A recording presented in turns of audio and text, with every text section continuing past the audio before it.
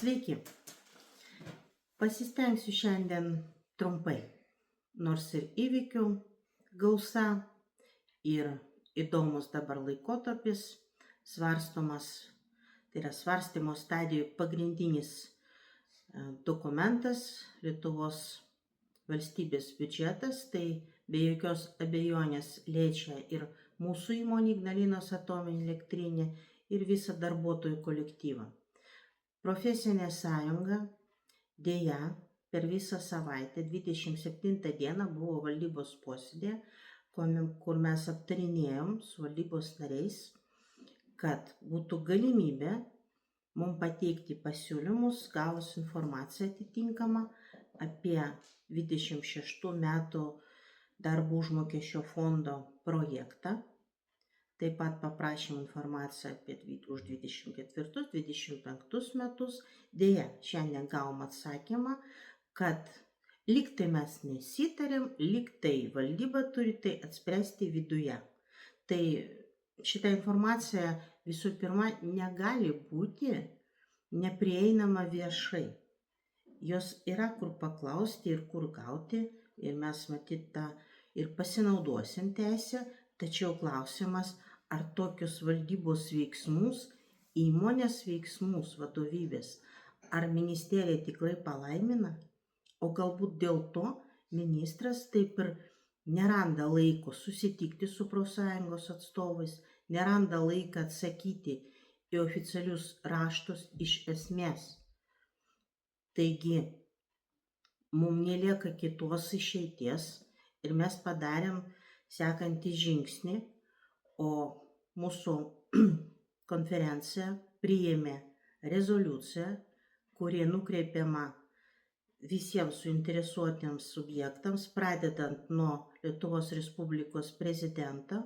Mes norim būti išgirsti ir manau privalom būti išgirsti, kadangi situacija įmonėje tikrai yra labai sudėtinga ir ta sudėtingumo lygis vis didėja, įtampa didėja tiek dėl personalo valdymo, tiek dėl lėšų paskirstymo ir Ignalinos programos lėšų ir Lietuvos biudžeto lėšų.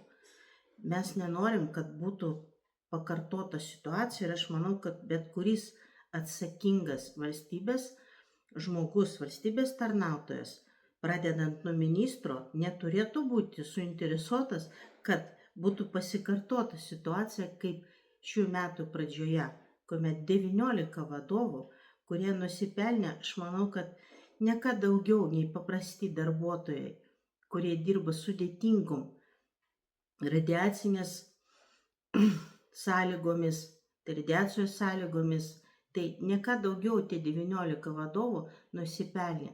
Tai už ką 13,5 tūkstančių iš Lietuvos biudžeto kiekvienam vidutiniškai. Ar tai teisinga ir atsakinga? Ir kitais metais panašu, kad bandoma tiesiog prastumti, tik tai mastas kitoks. Jau ne 19 žmonių, o 35 vadovai. Tai kur tie apetitai baigsis?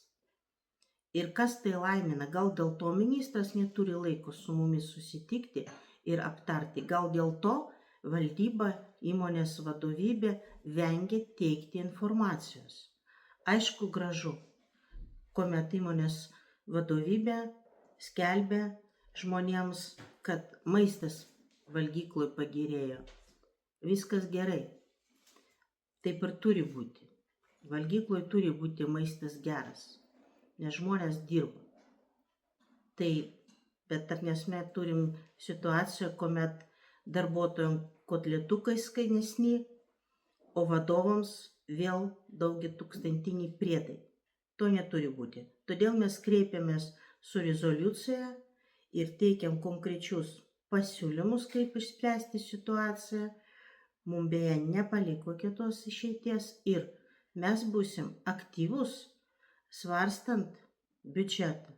Aktyviai dalyvausim pagal galimybę ir tikimės visgi Seimo narių, atsakingų komitetų, komisijų palaikymo toj vietoj, kad būti išgirstiems, kad įmonė turėtų būti atsakinga, ministerija ir valdyba už viešuosius finansus turi būti atsakinga.